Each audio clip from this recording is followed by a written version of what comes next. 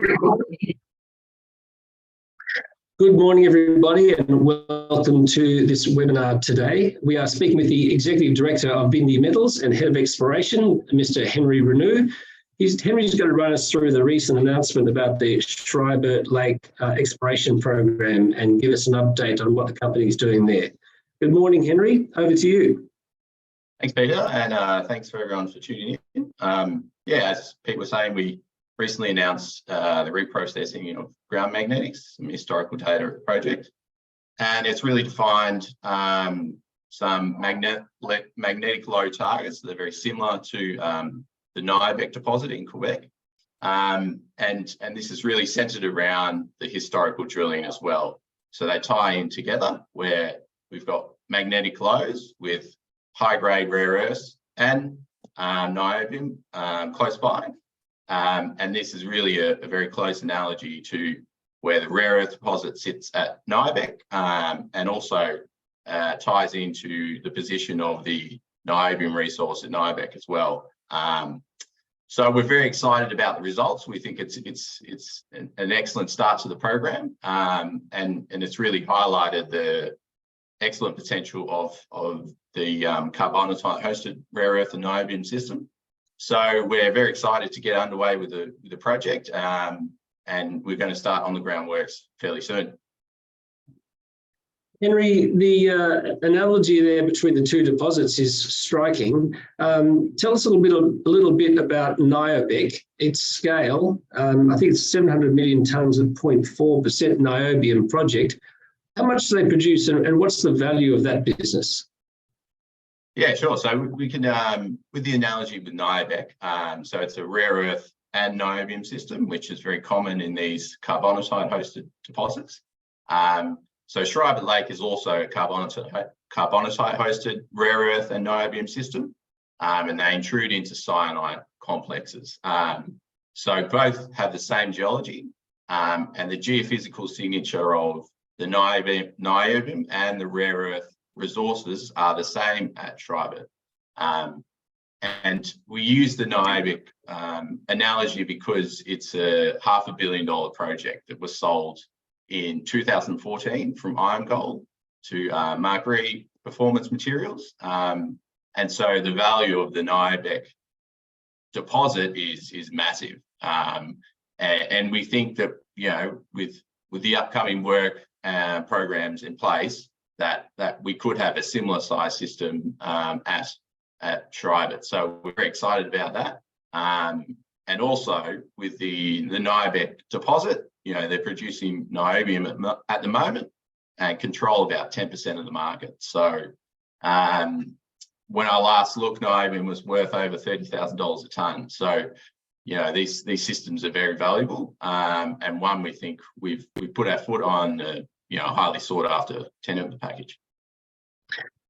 And Henry, niobium isn't a commonplace mineral we discussed. However, it's not that niche. It's essential in the use of hardening steel and making it a little bit more flexible for car chassis, for electric transmission towers. I believe the Chinese have raised the bar on niobium addition to their construction materials in the wake of some terrible building collapses in recent earthquakes. So Brazil, I believe, controls most of the market. How essential would it be there for the rest of the world to have alternative markets such as Niobium and potentially smaller projects like yourselves? Yeah, it's vitally important. Obviously, supply needs to be diversified, away from a few main producers. And it's important to note that the niobium resource is what's been mined previously, but the rare earth resource is also under development at the moment. So at the Schreiber Lake deposit, you know, we've mapped out these magnetic lows that have up to 5.7% rare earths in the historical drilling.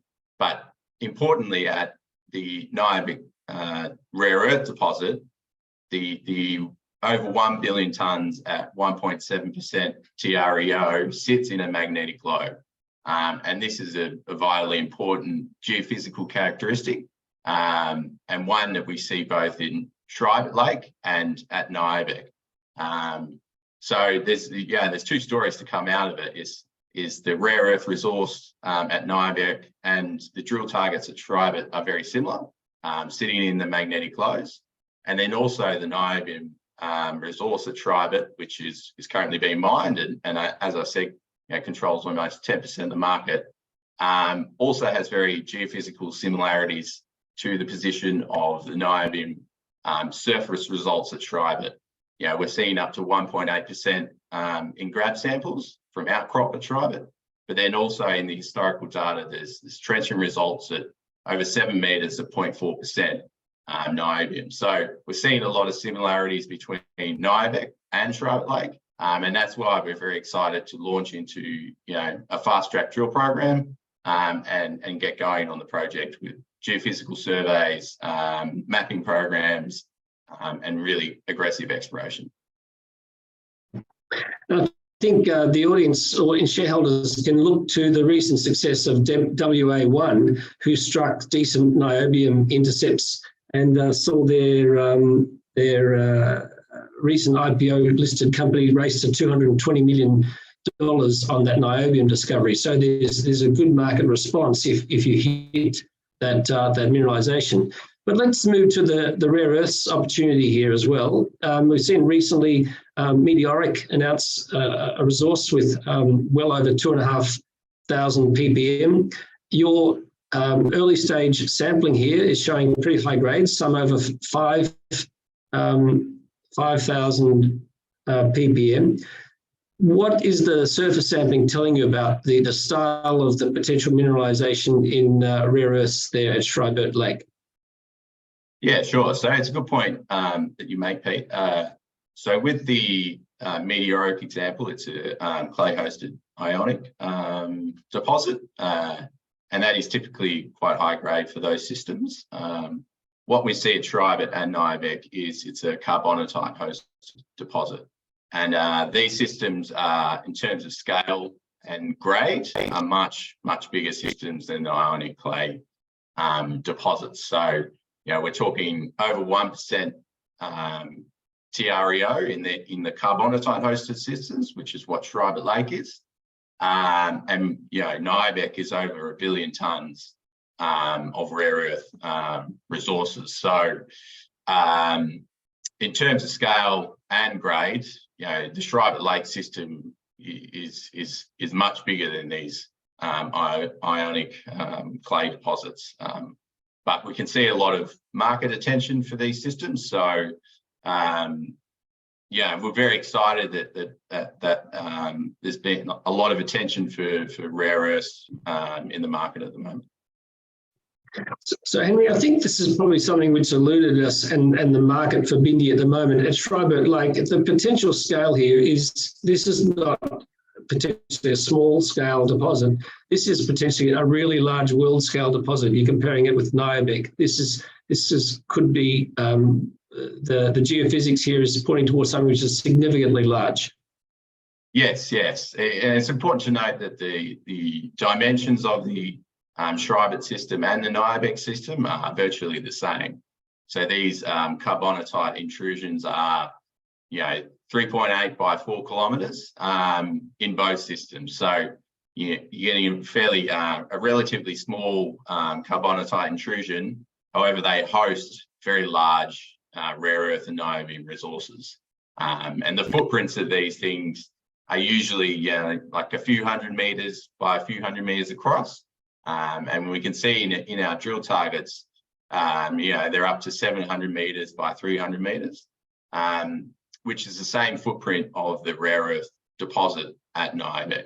So we think we're onto something that could potentially turn into a big resource, and we think we can get going on the project very soon.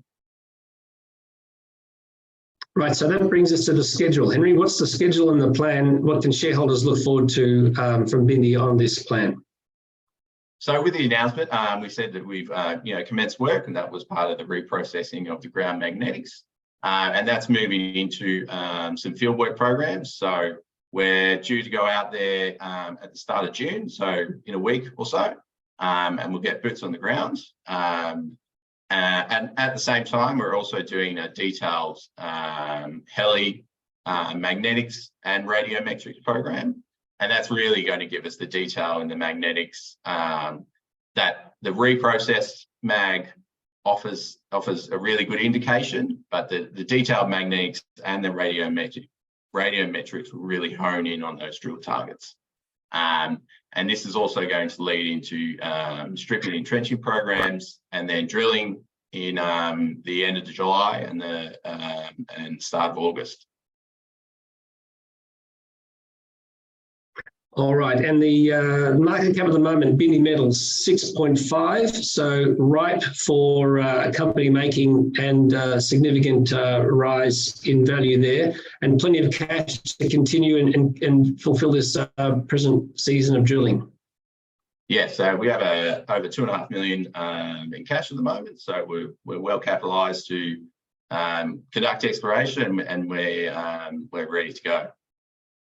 Great stuff, Henry. We look forward to seeing some images and photographs from site, and then some great results too. All the best, and thank you for joining us this morning. If anybody from our audience has some questions, please don't hesitate to send them through to peter@nwrcommunications.com.au, and we'll get Henry to follow up on those. Thanks very much. Thanks, Pete.